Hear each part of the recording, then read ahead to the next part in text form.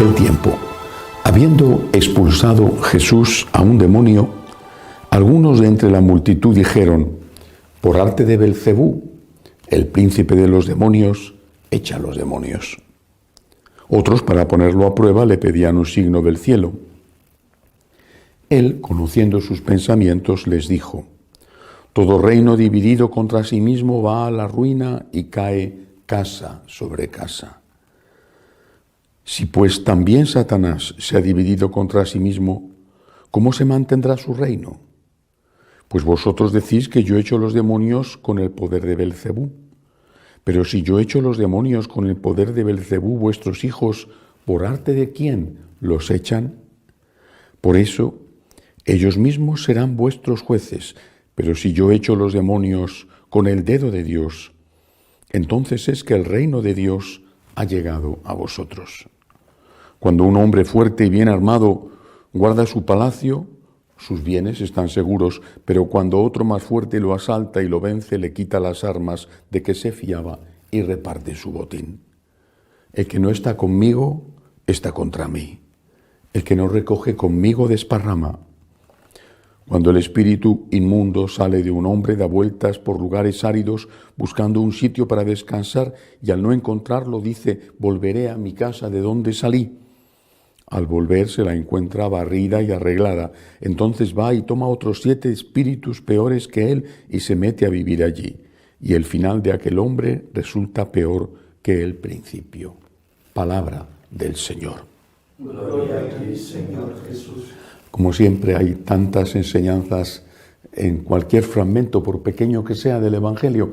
Hoy quiero fijarme en esta frase de Jesús: todo reino dividido contra sí mismo va a la ruina y cae casa sobre casa.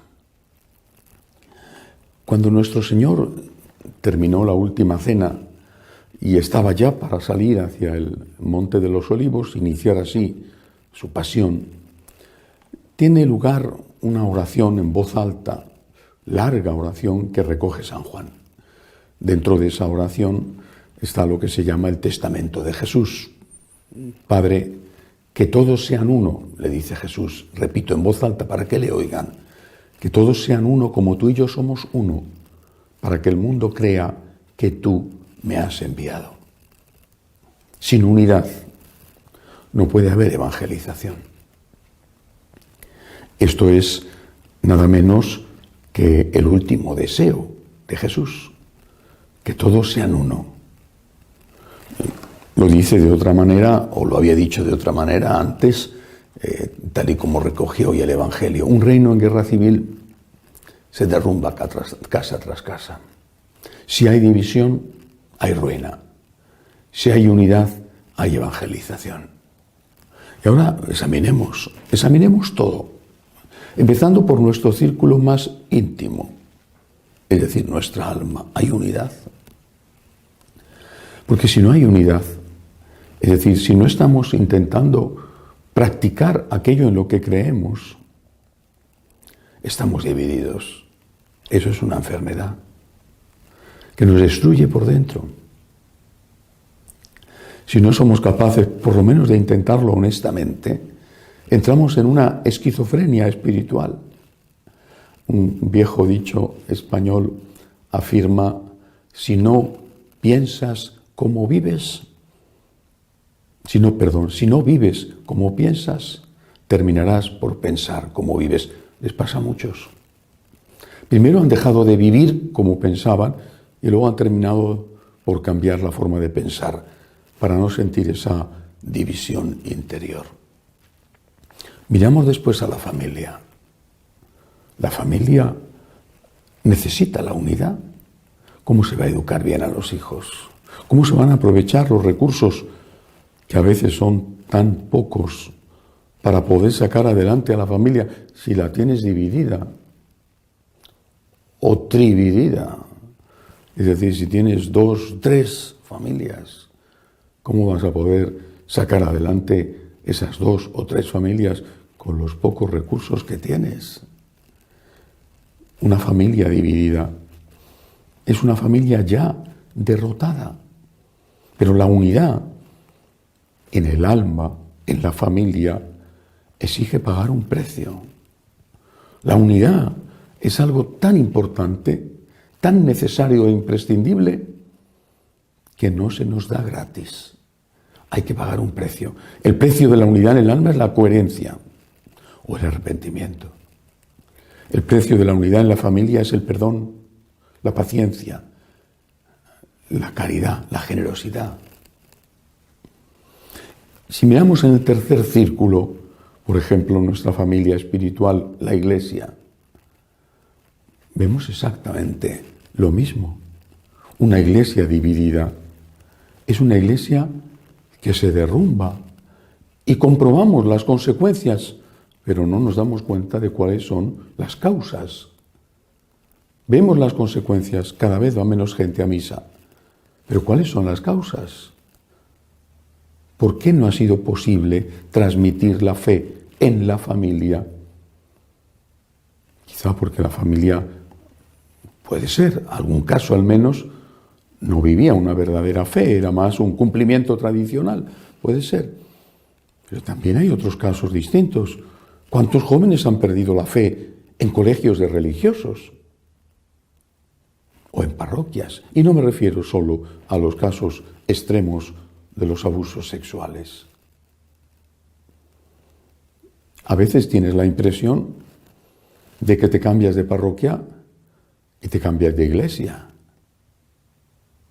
La iglesia anglicana, en Estados Unidos se llaman episcopalianos, la iglesia anglicana se caracterizó casi desde el principio por ser muy amplia en sus concepciones dogmáticas y morales. Es decir, ahí cabía todo el mundo.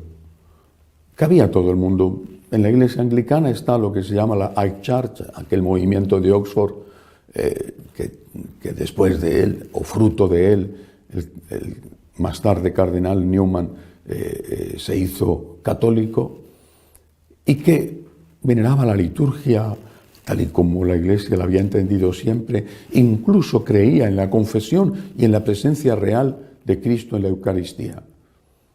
Y luego estaba la otra iglesia de raíz protestante, también iglesia anglicana, que ni siquiera creía en la existencia de Dios.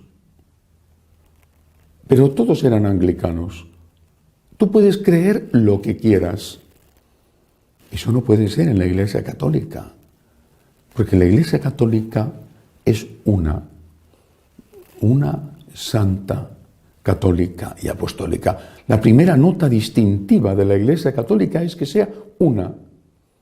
Es decir, que si estoy en Roma, yo crea y tenga que practicar lo mismo que si un católico vive en Nueva York, o si un católico vive en la profundidad de las selvas de la Amazonía, o si un católico vive, aunque sea perseguido, en una ciudad de China.